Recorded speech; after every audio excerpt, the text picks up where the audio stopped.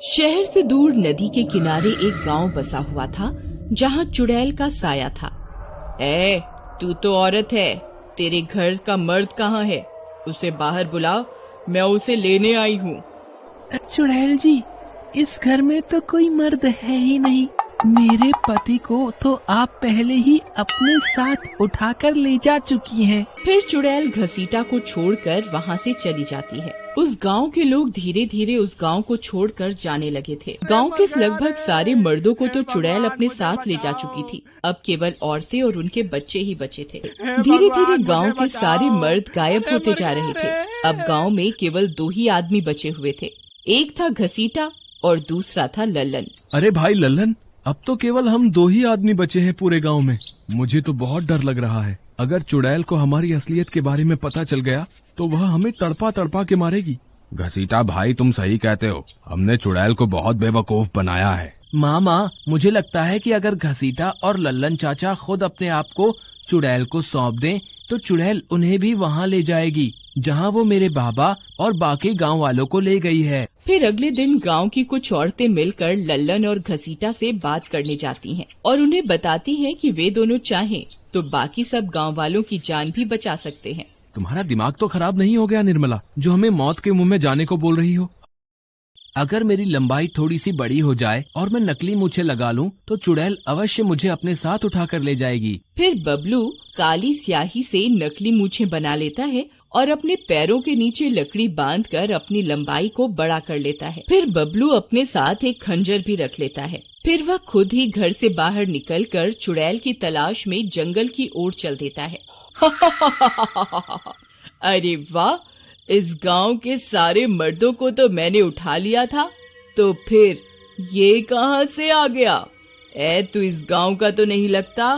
तू कहाँ से आया है? चुड़ैल जी, मैं साथ वाले गांव से आया हूँ। फिर चुड़ैल बबलू को उठाती है और अपने साथ अपनी गुफा में ले जाती है।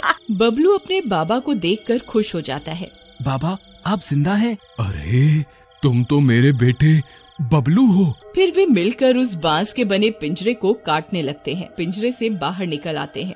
अरे वाह बेटा बबलू, तुम्हारी वजह से हम पिंजरे से आजाद हो गए। फिर वे सब वहाँ से भागने लगते हैं। तभी चुड़ैल वहाँ पहुँच जाती है और कटा हुआ पिंजरा देखकर बहुत गुस्सा हो जाती है। इन गांव वालों की इतनी हिम्मत, इन्होंने इस पिंजरे को कैसे काट दिया? आने दो इस चुड़ैल को, आज इसे मजा चखा कर ही रहेंगे। तभी चुड़ैल उनका पीछा करते करते वहाँ पहुँच जाती है। फिर चुड़ैल एक आदमी को उठाती है और हवा में उछाल देती है। अरे मर गया रे, हे भगवान मुझे बचाओ। फिर चुड़ैल बाकी गांव वालों के पीछे पड़ जाती है। आज मैं किसी को नहीं छोड़ूंगी। अरे मर गए रे। बाबा, मुझे लगता है हम सब गांव वालों को पास में बने मंदिर के अंदर जाना चाहिए। फिर इतना बोलकर बबलू और उसकी माँ अपने साथ कुछ गांव वालों को लेकर मंदिर की ओर चल देते हैं। चलो भाई, जल्दी चलो, हमें मंदिर के अंदर जाना होगा। वहाँ ये चुड़ैल नहीं आ पाएगी। फिर सब गांव वाले पास में बने मंदिर के अंदर चले जाते हैं। चुड़ैल भी उनका पीछा करती करती मंदिर के बाहर पहुँच जाती है। चुड़ैल, अगर तुझ में हिम्मत है तो इस मंदिर के अंदर आकर दिखा।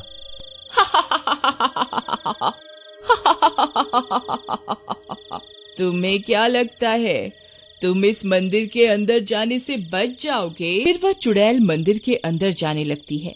वह जैसे ही मंदिर के पास पहुंचती है वह जलने लगती है।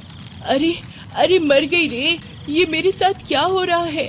ये गांव वाले कभी न कभी तो मंदिर से बाहर निकलेंगे, तब इन्हें मजा चखाऊंगी। फिर इतना बोलकर चुड़ैल वहाँ से चली जाती है। गांव की सारी औरतें अपने अपने पतियों को वापस पाकर खुश हो जाती हैं और बबलू का शुक्रिया अदा करती हैं। सीता, आज तेरे बेटे ने सबकी जान बचा ली। तेरा बेटा तो बहुत बहादुर निकला। ये तो मेरा फर्ज था।